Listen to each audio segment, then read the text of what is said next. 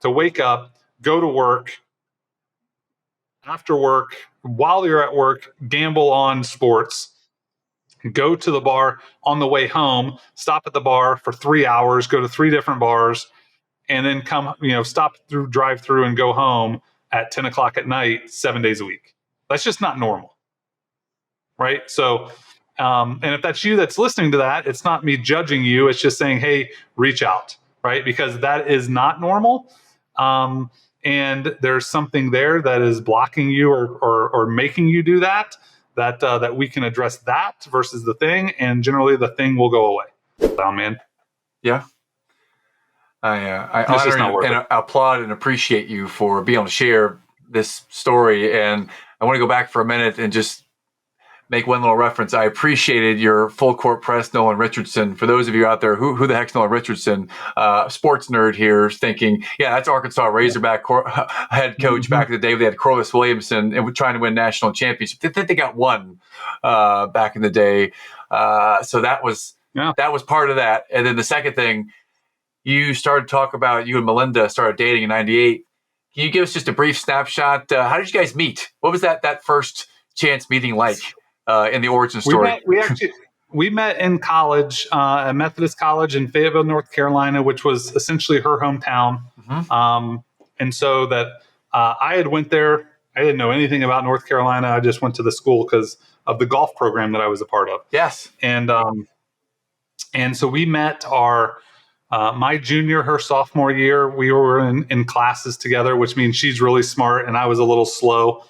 And yeah, I hit it off, and she was friends with my roommate, and he messaged her on AOL Instant Messenger, and I don't remember what her handle was, or my handle, or my our messenger handle back then. But so we were like, hey, you're him, and I'm you, and this and that. We just started having conversations, and man, 25 years later.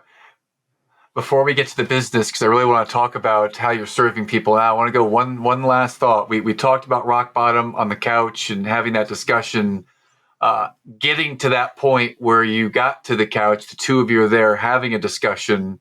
How did that actually happen? How did you guys get to that conversation? Because that had to be incredibly difficult just to get there to that point. Yeah, I don't want to say our marriage and engagement and relationship was toxic.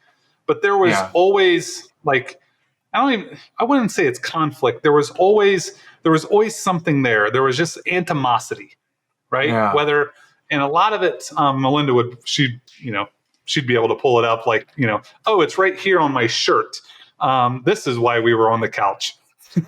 Yes. Right. Yes. But I mean, I think it was just an accumulation of a lot of decisions, which is how you get to awareness, right? When you have that moment of awareness, you're like, hey, I'm here because of all of the things I've done in the last 15, 20, 25 years, right?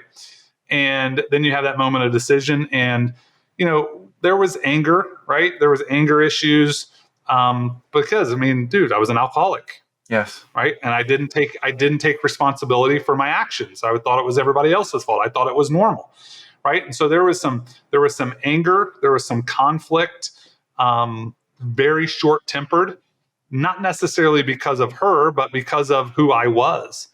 And, and that's how we ended up getting there, was that this isn't normal. Right. And so, it's not normal for someone to wake up, a husband or an engaged partner, fiance, to wake up, go to work, after work, while you're at work, gamble on sports, go to the bar on the way home, stop at the bar for 3 hours, go to 3 different bars, and then come, stop through, drive through, and go home at 10 o'clock at night, 7 days a week. That's just not normal. Yeah. Right. So, and if that's you that's listening to that, it's not me judging you. It's just saying, hey, reach out, right? Because that is not normal. And there's something there that is blocking you or making you do that we can address that versus the thing, and generally the thing will go away. That's how I stopped smoking cigarettes. Mm-hmm. Was I identified, 1, why am I smoking? 2, what am I doing right before I start smoking? So I fixed the thing that what I was doing right before I stopped smoking, and then I'm like, oh, okay, well, this makes sense.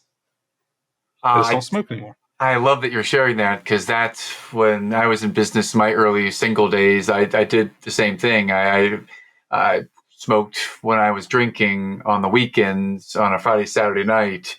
And once I met Julie, I stopped smoking because we literally stopped doing some of those things I did when I was single. We didn't go out and binge drink on a Friday and Saturday night anymore. So I eliminated the bar, and the smoking followed. It hasn't been since. So thank you for sharing that, and everything you've shared so far.